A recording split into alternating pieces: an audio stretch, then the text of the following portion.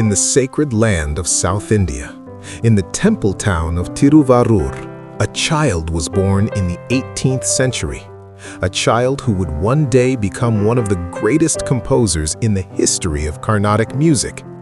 His name was Thyagaraja. But he was not born into wealth. He was not raised in royal comfort. He was born into devotion. From a very young age, music was not merely a skill for him. It was prayer. Every note he sang carried emotion. Every lyric he composed carried surrender. His father, Rama recognized the divine spark in him early on. Under his guidance, young Thyagaraja learned the foundations of music and scripture. But while others practiced to perform, Thyagaraja practiced to connect with Lord Rama. To him, Rama was not distant, not symbolic, but living, present, real. As he grew older, his devotion deepened. His songs were not written for applause. They were conversations with the divine. In moments of joy, he sang. In moments of doubt, he sang. In moments of pain, he sang. Music became the bridge between his soul and his Lord. Word of his extraordinary talent began to spread. Even the King of Thanjavur heard about this gifted saint whose music could move hearts and bring tears to the eyes of listeners. One day, royal messengers arrived at his humble home, carrying gold, silk, and an invitation to join the king's court. Fame, wealth, recognition.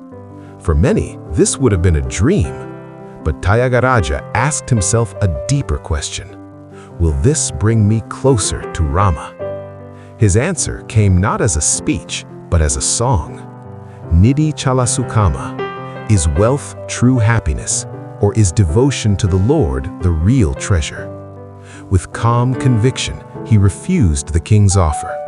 He chose poverty over prestige, bhakti over luxury, Rama over riches. Life was not always easy. There were hardships, there were struggles. But even in suffering, Thyagaraja never abandoned his faith. Instead, he transformed his pain into poetry and his longing into melody. Over his lifetime, he composed hundreds, perhaps thousands of kritis, mostly in Telugu, each one rich with emotion, philosophy, and devotion. His compositions were not just technically brilliant, they were spiritually alive. Among his greatest works are the Pancharatna Kritis, the 5 gems of Carnatic music.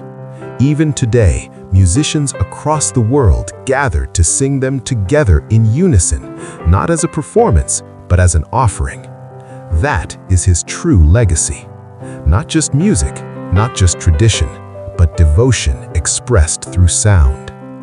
In his final years, Thyagaraja withdrew further into meditation and prayer. His world became quieter, but his music grew even more powerful. When he finally left this world, he left no kingdom behind, no palace, no treasure.